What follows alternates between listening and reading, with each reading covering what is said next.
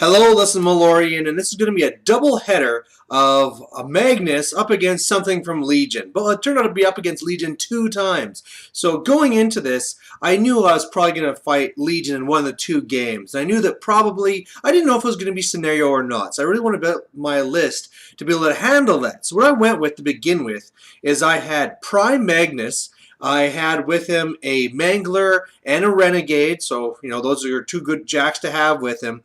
Then I went with the Magnus because they're working out great for me. I went back to going with the Max Kayazi Assassins with Underboss, and then I also went with Kale Baylock. So I really felt that whether it was scenario or cast or kill, I could either do the attrition game or the scenario game either way. So I felt pretty good at that.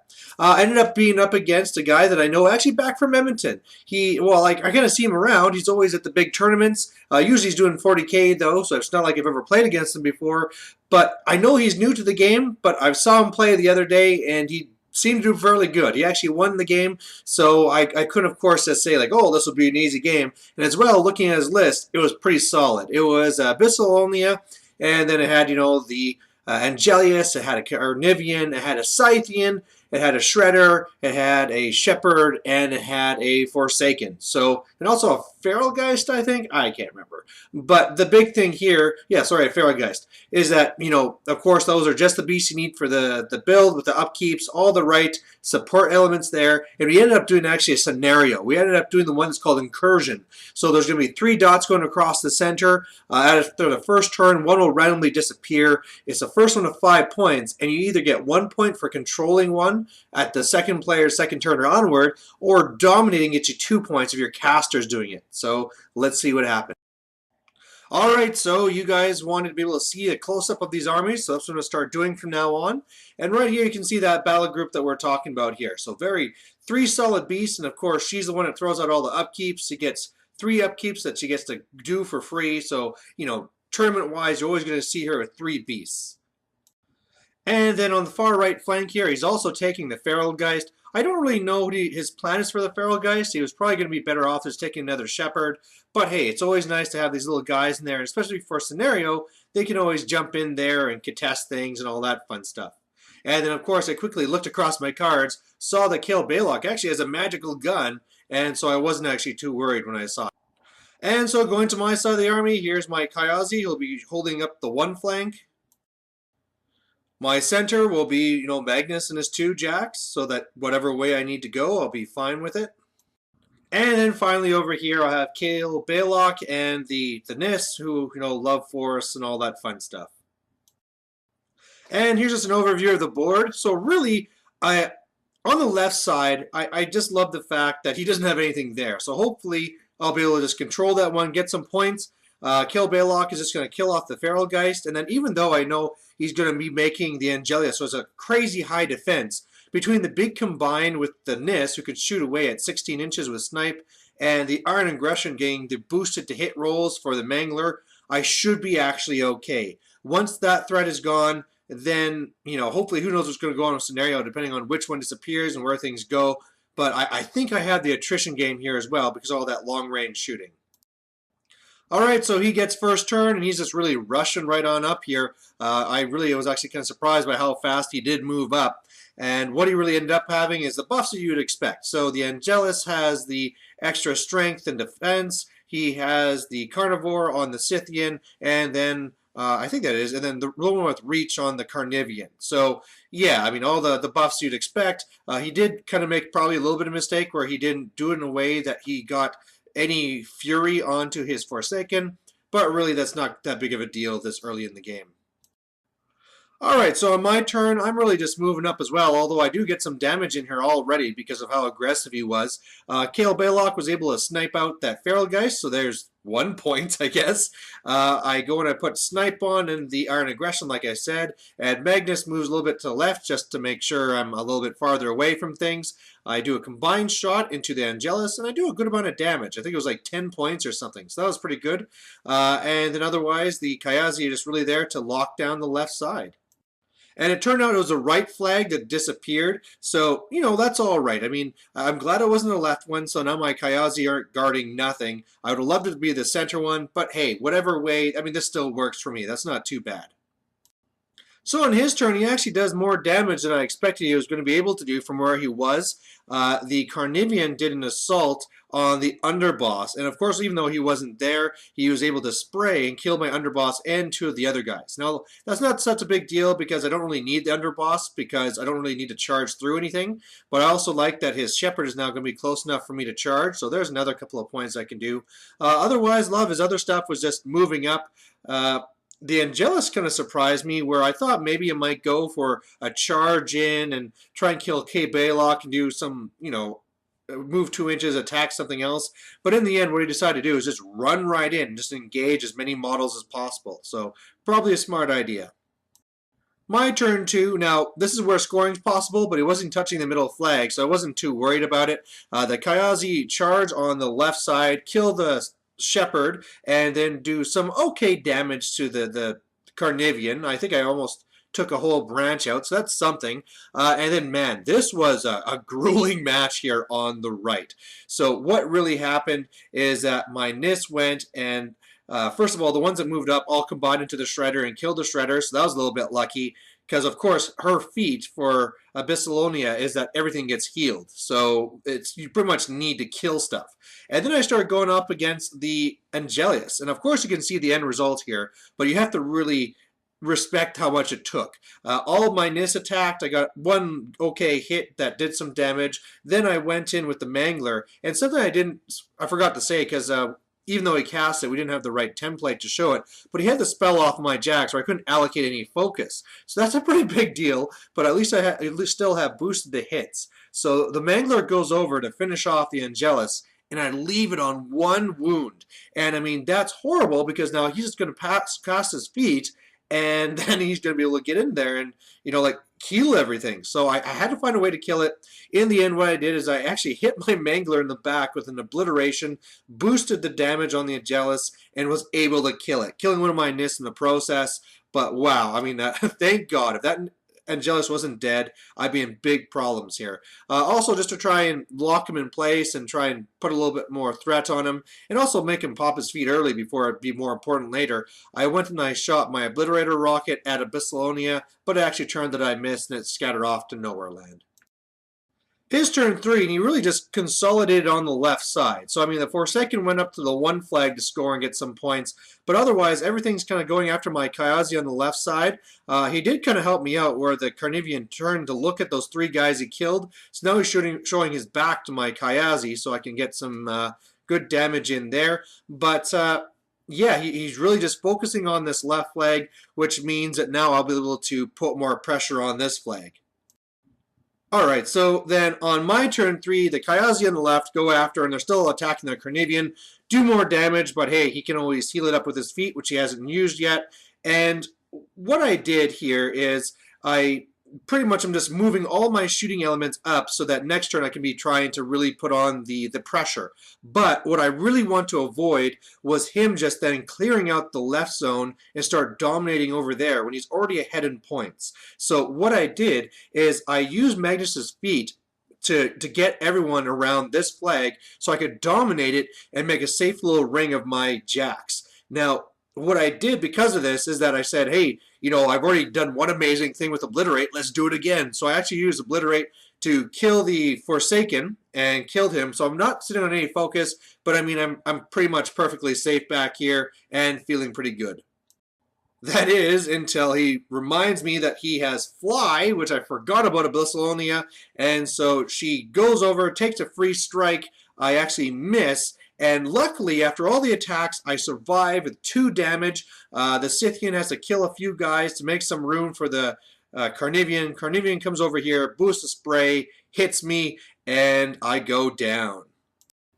So, it was so frustrating losing that game because really looking at it, all I needed to do differently was not kill that guy with Obliterate. If I would have camped my 5, killed that one Forsaken with the Archer, or killed Baylock, or something else, whatever else. I could have killed it in multiple ways. If I was camping 5, I would have been completely fine, and he couldn't have killed me. Otherwise, like I said, he would have been forced then to try and come over to contest that flag, probably with the Scythian. On my turn, I'm killing that, and it's just, yeah, really the attrition war would have been completely on my side, but I dropped the ball, so I felt so stupid. Another loss, but luckily I got another game. And at this point, I'm like, damn it, I gotta finally freaking start winning. So what I did is I went now from P Magnus to Epic Magnus. Now, I love this guy. In the past, I almost felt like I was playing him too much, so that's why I've been kind of avoiding him,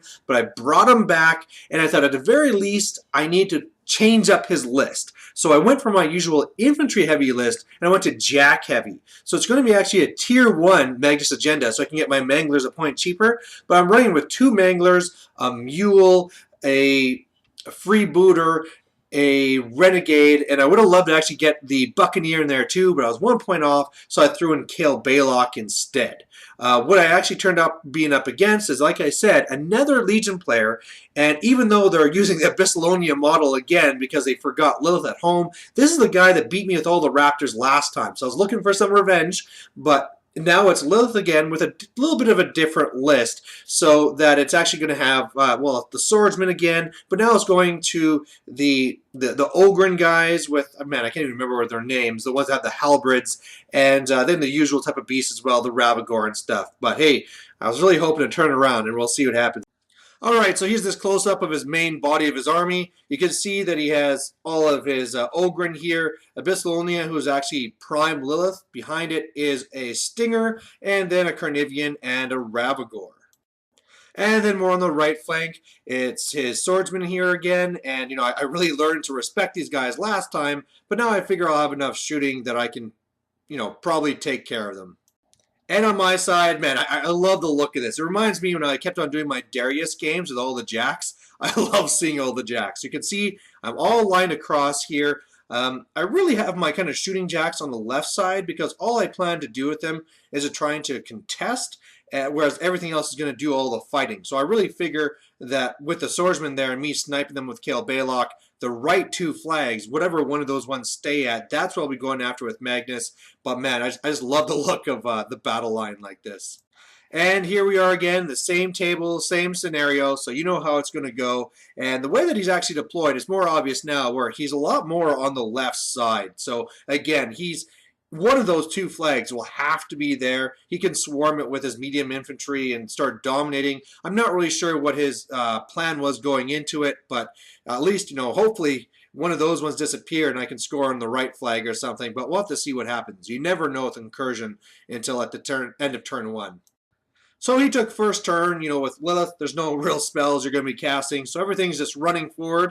Luckily, it seems like it's far enough so that I'll be able to shoot a couple of guys with Kale Baylock. And otherwise, that's pretty much it. You can obviously see now he's really depending on that left flag. So I'd love it if that left flag would disappear. But yeah, now I just got to go up and more focus on the other 2. So my turn, I do my usual Magnus Blitz. So I put pretty much a focus on the 4 main jacks, and I save 2 for mobility. Cast that, charge forward. The 2 Manglers make a little wall around me. The other jacks are kind of being there in position. And then Kale Baylock shoots down 2 of the swordsmen. It was pretty close, so I don't know by the math whether he's supposed to be in or not. But hey, 2 swordsmen down, he'll be able to charge in and do some damage, but then I'll be in a good spot. So his turn 2, and yeah, he is really going after that left flag. I mean, as you see here, these are the 2 flags that stayed. So, I mean, the one on the left, again, I would have loved to put one away. It did not. But, hey, I still got the center one here that I'm perfect at. And, man, he's just really over there. The swordsmen are in my face trying to keep me back. They did some moderate damage. The spike arm is destroyed on the right Mangler. The bonded one's going to be the left one anyway. But one of the things he's actually able to do is actually draw a line from his Ravagor to my caster. So he does do, I think it was 6 damage to me, and then of course I'm corroded and all that stuff. Not really too big of a worry here, but the biggest thing I see from my part is that I am really set up here to do my Super Magnus, you know, dominate thing, as long as I can kill these swordsmen and hit those 8s. And so that's what I do is I throw, you know, 4 focus on various jacks here to go and kill the swordsman. I actually get some help from Kale Baylock, who's able to shoot one from combat, even though one of the shots did a damage to my freebooter as well. No big deal, really. And so after all that, I was able to kill them with 1 focus to spare, boosting the hit. Magnus going off to the center there and casting mobility, casting his feet so that he can't move towards my board edge and the right board edge. And then with mobility, the Renegade going way to the right side to block those Ogren from getting into me. The Mule just really running over there to contest his flag and to also tie up the Ravagore. And then right away here, boom, I get 2 points for dominating. And I mean, on his turn, he tries doing some stuff. He hurts the Mule a little bit. He hurts the Renegade a little bit. But the main thing at the end of the day is that the game is over because he can't even get in here to contest this flag. I dominate again on my turn, and so on his turn. And so when it gets to my turn, I don't need to do anything. I actually goof around and I move a Mangler away and I go and I charge him in the rear to get the 4 dice armor piercing. And the guy's like, "What the hell are you doing?" I'm like, "Oh, well, that's over." And like, "Oh man, yeah, you're right." Oh, so finally a victory. I had to go back to Epic Magnus, and I had to do the whole Epic Magnus tricks, but man, it feels good to be finally breaking this losing streak. It just feels bad. Here I am. I'm supposed to be this veteran gamer, this guy that's known on YouTube and stuff, and even though it's not for War Machine for so much as fantasy, I should be winning half my games, and I've been in a massive losing streak. So this really felt good to try and get this win again. And I just love Epic Magnus. I love his feat, and really there's so much stuff you can run with him. Mobility makes him great with jacks, and of course, I love him with Idrians because just running up there, clogging things, bogging things down, pop the feet, and yeah, just dominate, I win the game. Thanks very much. So there you have it. Of course, it felt kind of like a cheap win against my opponent because it wasn't really the so much tactical back and forth. It's more like, hey, you over focused on this one flag and I caught you and that was the game, and that's pretty much it. And so we talked about how you have to leave a unit further back because really if something starts outside of my foot control range, then it can run into control. So like last time, if he would have had his Raptors, Raptor just runs in, I don't dominate again, and then he's able to come back and all this stuff. But either way, like I said, good to be back on the winning side of the tally. And there you have it for the doubleheader. Win a loss, but hey, now I'm on a 1-game winning streak. Woo! So there you have it, and thanks for watching. Bye.